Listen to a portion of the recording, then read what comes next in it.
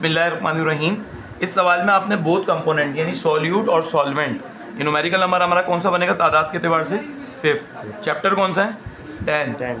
और नाम क्या है उसका? Solution and colloid. और आपकी क्लास है क्लास 11।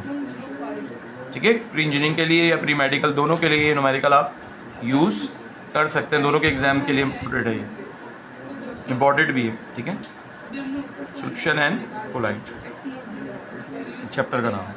ठीक है, एक सॉल्यूशन हमने बनाया जिसके अंदर हमने कितना ग्राम डाला? 46 ग्राम इथानॉल डाला। किस में? 180 ग्राम ऑफ वाटर में। तो बताएं इसके अंदर मास ऑफ सॉल्यूट कौन होगा? मास ऑफ सॉल्यूट होगा इथानॉल। जी, इथानॉल होगा, बिल्कुल। इसके लिए पहले फार्मूला याद कर लें। X2 सॉल्यूट के लिए यूज़ होता है। क्या फार्मूला होगा? N2/N1 plus N2। और सॉल्यूट के लिए यूज़ होगा ये। और सॉल्वेंट के लिए क्या यूज़ होगा? X1 किसके बराबर हो जाएगा? N1/,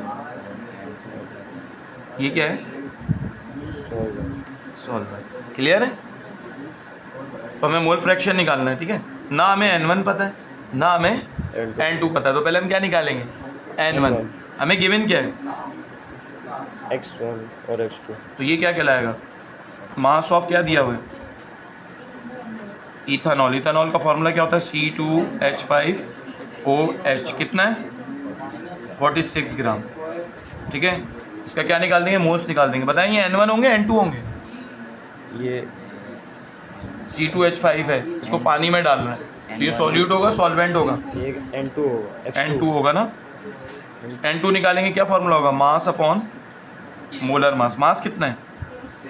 46। मोलर मास कितना आएगा? तो रफ में निकालना आप। C2H5OH कितने C हैं? 2। H कितने? 6। O कितने? 1। ये हो जाएगा 12, ये हो जाएगा 1 और ये हो जाएगा 16। तो 24 जमा 6 जमा 16 टोटल कितना आ जाएगा? 46 ग्राम। मोलर मास भी कितना है? 46। तो इसके मोल्स की तादाद कितनी हो गई? 1 हो गया। दूसरी चीज़ क्या है? मास किसका गिवन है? वाटर का। वाटर क्या है? सॉल्यूट है सॉल्वेंट? सॉल्वेंट। सॉल्वेंट को किससे रिप्रेजेंट करते हैं? N1। शाबाश। कितना है? 180 ग्राम। N1 कितना हो जाएगा? Mass upon molar mass. मास कितना है? 180। मोलर मास कितना है? 18। पानी का ज़बानी याद होना चाहिए हर एक बच्चे को। 10 मोल आ गया। इसका कितना आया था? 1 मोल। इसका कितना है? 10 मोल। हमें क्या निकालना है? हमें दोनों कंपोनेंट की मोल फ्रैक्शन निकालनी है। X2 भी निकालना है और X1 भी निकालना है। X2 किसके लिए होगी? C2H5OH यानी सॉल्यूट के लिए होगी। और X1 किसके लिए होगी? H2 यानी पानी के लिए होगी। चलिए सोल्यूशन की जानिब चलते हैं। X2 का फॉर्मूला सुनाइए।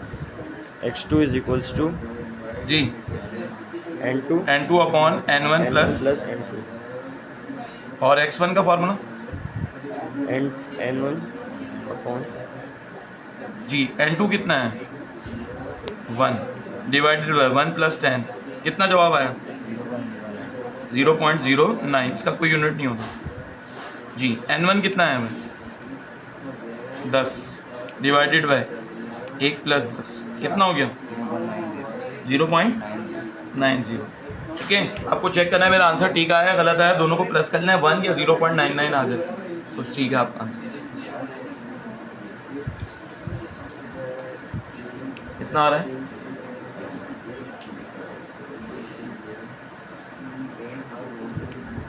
1.0 आ रहा है ना, बिल्कुल सही आ रहा है। ठीक है, 1 2 3 4 नहीं आ सकता, 1 आएगा या 0.99 आएगा। ठीक है।